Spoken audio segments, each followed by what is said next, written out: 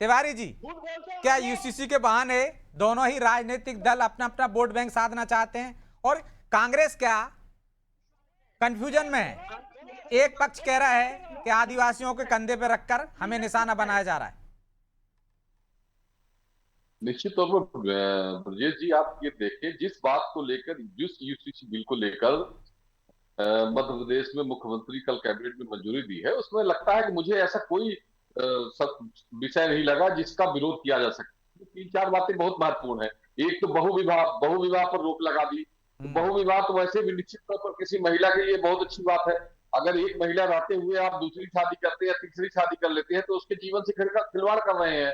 दूसरी बात, उन्होंने लिविंग रिलेशन पे आपको रजिस्ट्रेशन करवाना अनिवार्य होगा। अगर रजिस्ट्रेशन नहीं कराते हैं तो आपके खिलाफ कार्रवाई होगी, सजा होगी।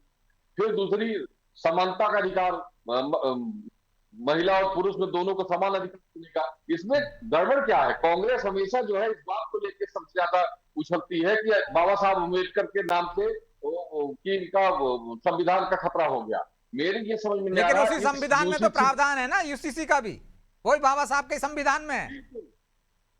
नहीं, लेकिन उसको और अच्छे तरीके से परिवर्तित करके अगर हम बेहतरीन जीवन जीने की शैली प्रदान कर रहे हैं किसी महिला को, किसी व्यक्ति को, तो उसमें मुझे लगता है विरोध किस बात का? और अगर विरोध करना है तो उसी समय आप विरोध करते। जब यूसीसी बिल बन रहा था, सड़कों पे आते, लोगों से राय लेते।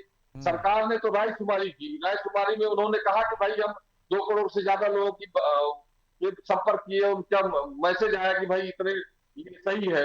तो मुझे लगता है उसी तरह से कांग्रेस को भी जाना चाहिए लोगों के बीच में। अगर कांग्रेस जाती तो अगले चुनाव कांग्रेस उसको ले आती कि भाई लोगों ने इसका विरोध किया है। अभी तो कोई ऐसा कांग्रेस के पास डाटा है नहीं कि लोग इससे नाराज हो। लोगों को इससे कोई लेना देना नहीं।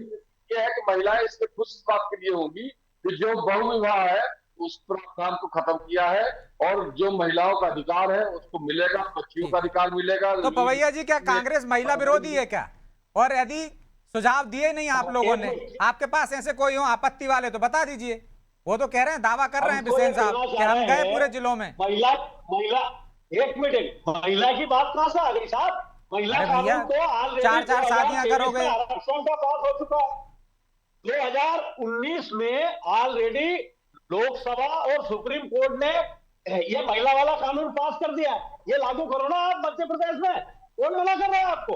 तो ये कानून लागू भाई, संपत्ति में अधिकार ना मिले उनको, पैतृक संपत्ति में चलेगा आपको।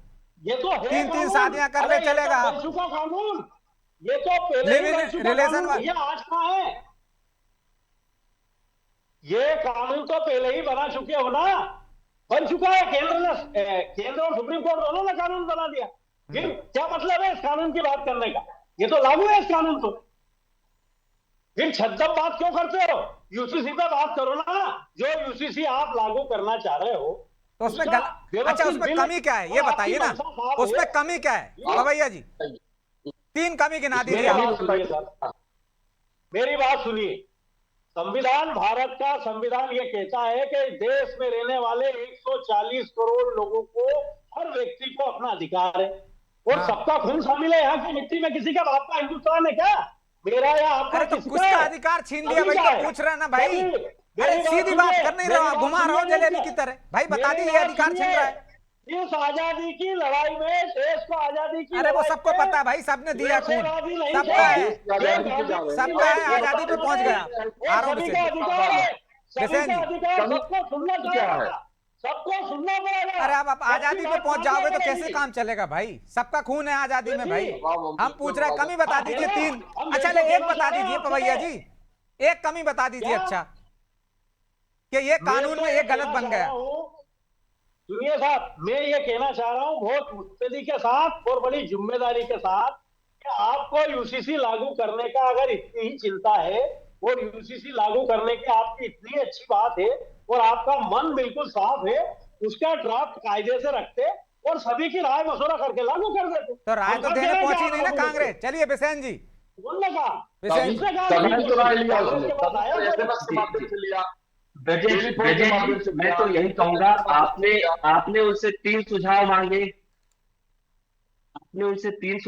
वो नहीं दे पाए। आप उनसे 1 खामी मांगे, वो नहीं दे पाए। अंततः लाइट चले गई, अंधेरा हो गया, बड़ी समस्या में है कांग्रेस। लेकिन मैं ये कहना चाहूंगा कि जो हमारा ये ध्येय है आपकी वो ये है प्रेरणा कि साहब। हमारा जो ध्येय है वो ये है कि सभी को न्याय मिलना चाहिए। एक बहुत जो गंभीर विषय है जिसका जिक्र कल मुख्यमंत्री जी ने भी किया था कि उत्तराधिकार में जो चाहे बेटा हो चाहे बेटी हो, दोनों को बराबर संपत्ति बंटवारा होगा। तो ये एक बहुत ही रिमार्केबल चीज है। बिल्कुल सही बात है, कोई एक व्यक्ति अगर एक विवाह करेगा और एक व्यक्ति 4 विवाह करेगा, ये इस देश में कैसे संभव है? तो सबसे ज्यादा मुस्लिम महिलाएं इस बिल के समर्थन में है। और हमने 3 तलाक के वक्त भी देखा था कि मुस्लिम महिलाओं ने किस तरीके से मोदी सरकार के प्रति अपनी अविश्वास जताया था। तो ठीक, डॉक्टर मोहन यादव जी की सरकार के साथ भी ऐसा ही है। सरकार अगर चाहती ब्रजेश जी तो एक्ट के